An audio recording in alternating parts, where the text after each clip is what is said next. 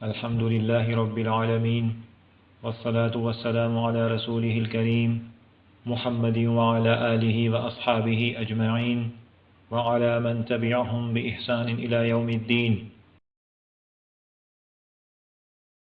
اما بعد حضرات محترم، یہ ضروریات دین کورس کا سبق نمبر 22 ہے۔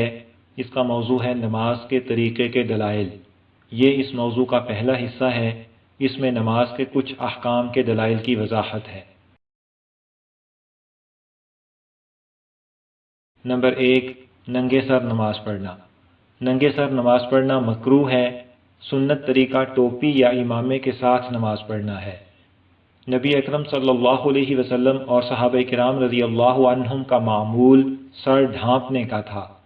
مولانا داود غزنوی مرحوم فرماتے ہیں، اس بد رسم یعنی ننگے سر نماز پڑھنے کی رسم کو جو پھیل رہی ہے بند کرنا چاہیے۔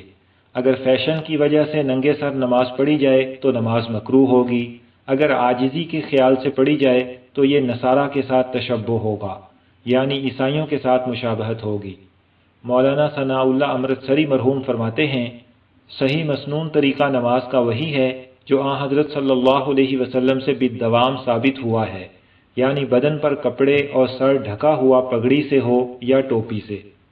شیخ البانی مرحوم فرماتے ہیں، ننگے سر نماز پڑھنا مکروہ ہے۔ یہاں ایک اور بات سمجھ لیجئے کہ بعض جگہ رواج ہے کہ مسجد میں ٹوکری میں ٹوپیاں رکھی ہوتی ہیں، نمازی مسجد میں آ کر ٹوپی پہنتے ہیں اور نماز کے بعد وہیں رکھ جاتے ہیں۔ یہ طریقہ درست نہیں۔ ہر نمازی اپنی صاف ستھری ٹوپی پہن کر آئے، مسجد میں ٹوپیاں نہ رکھی جائیں۔ اسی طرح بعض لوگ ٹوپی کے بجائے سر پر جیب میں رکھنے والا رومال تکون شکل کا باندھ لیتے ہیں۔ یہ طریقہ بھی نماز کے آداب کے خلاف ہے۔ اس طرح کا رومال باندھ کر آدمی کسی تقریب میں نہیں جاتا تو مسجد میں اللہ کی بارگاہ میں کیوں حاضر ہو؟ حضرات محترم، اب دوسرے حکم کی دلیل سمجھیے۔ نمبر 2، نماز میں دونوں قدموں کے درمیان فاصلہ کتنا ہو۔ حضرت انس بن مالک رضی اللہ عنہ فرماتے ہیں، ہم نماز میں کندھے کے ساتھ کندھا اور پاؤں کے ساتھ پاؤں ملاتے تھے۔ حضرت نعمان بن بشیر رضی اللہ عنہ فرماتے ہیں، ہم نماز میں کندھے کے ساتھ کندھا، گھٹنے کے ساتھ گھٹنا، ٹخنے کے ساتھ ٹخنا ملاتے تھے۔ ان دونوں حدیثوں میں مجموعی طور پر 4 اعضاء کو ملانے کا ذکر ہے۔ نمبر 1، کندھے کے ساتھ کندھا۔ نمبر 2، گھٹنے کے ساتھ گھٹنا۔ نمبر 3، ٹخنے کے ساتھ ٹخنا۔ نمبر 4، پاؤں کے ساتھ پاؤں۔ اب ذرا اس بات پر غور کیجئے کہ باجماعت نماز میں نمازی ان 4 اعضاء کو ایک دوسرے کے ساتھ ملائے رکھ سکتے ہیں یا نہیں؟ اگر کوئی بڑی مشقت کرے اور پاؤں کے کنارے ایک طرف سے اٹھا کر پاؤں کے ساتھ پاؤں ملا لے اور ٹخنے کے ساتھ ٹخنا بھی ملا لے اور گھٹنے کے ساتھ گھٹنا بھی ملا لے اور بالفرض کندھے کے ساتھ کندھا بھی ملا لے تو اس حالت میں کتنی دیر رہ سکتا ہے؟ بڑی مشکل سے چند سیکنڈ رہے گا۔ پوری نماز میں اس حالت پر رہنا ممکن ہی نہیں، بلکہ قیام بھی اس حالت میں پورا نہیں ہو سکتا۔ لہذا ثابت ہوا کہ ان حدیثوں کے ظاہری معنی مراد نہیں، بلکہ مطلب یہ ہے کہ صف سیدھی کرنے کا اہتمام کیا جائے اور نمازی ایک دوسرے کے درمیان کسی اور کے کھڑا ہونے کی جگہ نہ چھوڑیں، قریب قریب کھڑے ہوں۔ ابن حجر رحمہ اللہ نے فتح الباری میں یہی مطلب بیان کیا ہے اور فقہ کے 4 ائمہ نے ان احادیث کے یہی معنی سمجھے ہیں۔ حضرت ابن عمر رضی اللہ عنہما نماز میں پاؤں کو نہ تو ایک دوسرے کے ساتھ ملاتے اور نہ بہت زیادہ فاصلہ رکھتے، بلکہ درمیانہ فاصلہ رکھتے۔ لہذا قدموں کے درمیان درمیانہ فاصلہ ہونا چاہیے، نہ بہت زیادہ نہ بہت کم۔ اسی میں نماز کا خشوع اور ادب ہے اور اس کا اندازہ تقریباً 4 انگلی کے برابر ہے۔ نمبر 3، تکبیر تحریمہ کہتے وقت ہاتھ کہاں تک اٹھائے جائیں۔ ہاتھ اٹھانے کے بارے میں 3 طرح کی احادیث ہیں۔ ایک حدیث میں ہے کہ آپ صلی اللہ علیہ وسلم نے کندھوں کے برابر ہاتھ اٹھائے، دوسری حدیث میں کانوں کے برابر ہاتھ اٹھانے کا ذکر ہے اور تیسری حدیث میں کانوں کے اوپر والے حصے کے برابر ہاتھ اٹھانے کا ذکر ہے۔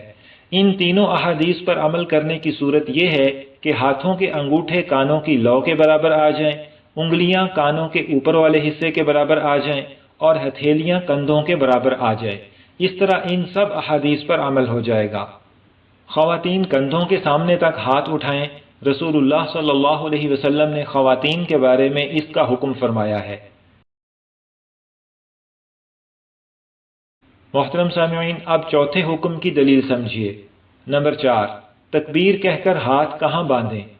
صحابہ کرام رضی اللہ عنہم سے ناف سے ذرا اوپر ہاتھ باندھنا بھی ثابت ہے اور ناف سے ذرا نیچے ہاتھ باندھنا بھی ثابت ہے، لہٰذا یہ دونوں طریقے درست ہیں۔ البتہ ناف سے نیچے ہاتھ باندھنا بہتر ہے کیونکہ اس میں تعظیم زیادہ ہے۔ خواتین سینے پر ہاتھ رکھیں، اس پر علماء کا اتفاق ہے۔ رہا مردوں کا سینے پر ہاتھ باندھنا، سو یہ نبی اکرم صلی اللہ علیہ وسلم سے کسی صحیح حدیث میں ثابت نہیں۔ نمبر 5، ثنا میں کیا پڑھیں؟ رسول اللہ صلی اللہ علیہ وسلم نماز شروع کرتے تو یہ پڑھتے: سبحانک اللہم وبحمدک وتبارک اسمک وتعالی جدک ولا الہ غیرک۔ اکثر تابعین وغیرہ کا عمل اس حدیث پر ہے، لہٰذا یہ کلمات کہنا سنت ہے۔ نمبر 6، امام بسم اللہ جہری نمازوں میں بھی آہستہ پڑھے۔ حضرت انس رضی اللہ عنہ فرماتے ہیں کہ میں نے نبی اکرم صلی اللہ علیہ وسلم اور حضرت ابو بکر اور حضرت عمر اور حضرت عثمان رضی اللہ عنہم کے ساتھ نماز پڑھی ہے اور کسی کو بھی بسم اللہ پڑھتے ہوئے نہیں سنا۔ اکثر صحابہ اور تابعین کا عمل اس حدیث پر ہے، پس امام بسم اللہ جہری نمازوں میں بھی آہستہ ہی پڑھے، یہی سنت ہے۔ جن احادیث میں اونچی آواز سے بسم اللہ پڑھنے کا ذکر ہے، سو ایک تو ان احادیث کی سند کمزور ہے اور دوسرے کسی وقتی ضرورت کے تحت اونچی آواز سے بسم اللہ پڑھی گئی ہے، جیسے مثلا بتانے کے لیے کہ فاتحہ سے پہلے بسم اللہ پڑھنی ہے۔ اصل سنت آہستہ آواز سے پڑھنا ہے، یہی وجہ ہے کہ خلفائے راشدین نے آہستہ ہی بسم اللہ پڑھی ہے۔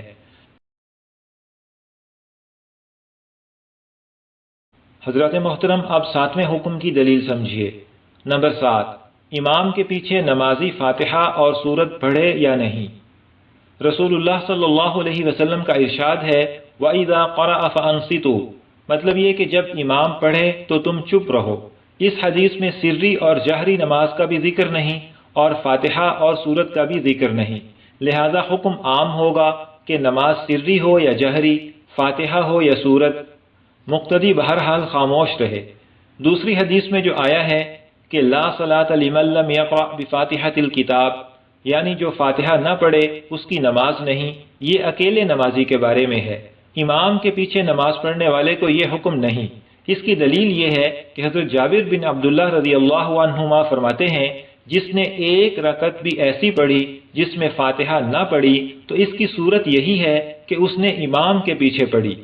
یہی وجہ ہے کہ فاتحہ کے بغیر نماز نہ ہونے کی حدیث کے بارے میں امام احمد اور سفیان ثوری رحمہم اللہ فرماتے ہیں کہ یہ اکیلے نمازی کے بارے میں ہے، امام کے پیچھے نماز پڑھنے والے کے بارے میں نہیں۔ مقتدی کے لیے امام کی قراءت کافی ہے۔ رسول اللہ صلی اللہ علیہ وسلم کا ارشاد ہے من کان لہ امام فقراءۃ الامام لہ قراءہ، مطلب یہ کہ امام کے پیچھے نماز پڑھنے والے کے لیے امام کی قراءت کافی ہے۔ اس حدیث کو شیخ البانی مرحوم نے بھی صحیح کہا ہے، لہذا مقتدی خاموش رہے۔ اور دوسری حدیث میں جو آیا ہے کہ لا تفعلوا الا بام القرآن فانہ لا صلاۃ لمن لم یقرأ بها، کہ امام کے پیچھے نہ پڑھا کرو سوائے فاتحہ کے، کیونکہ جو فاتحہ نہ پڑھے اس کی نماز نہیں۔ اس حدیث سے زیادہ یہ ثابت ہوتا ہے کہ مقتدی کے لیے فاتحہ پڑھنا جائز ہے۔ شیخ البانی مرحوم نے بھی یہ بات فرمائی ہے۔ اور شروع میں جو حدیث ذکر کی گئی ہے اس میں فَأَنصِتُوا ہے، یعنی مقتدی کو خاموش رہنے کا حکم ہے۔ اب ایک طرف اجازت ہے فاتحہ پڑھنے کی اور دوسری طرف خاموش رہنے کا حکم ہے۔ ظاہر ہے کہ ان دونوں میں خاموش رہنے کے حکم پر عمل کرنا زیادہ اہم اور احتیاط کی بات ہے۔ خلاصہ یہ ہوا کہ امام کے پیچھے نمازی خاموش رہے، فاتحہ بھی نہ پڑھے اور سورت بھی نہ پڑھے۔ جلیل القدر صحابی حضرت زید بن ثابت رضی اللہ عنہ بھی فرماتے ہیں کہ امام کے ساتھ کسی نماز میں قراءت نہیں۔ محترم سامعین، یہاں پر ضروریات دین کورس کا سبق نمبر 22 مکمل ہوا۔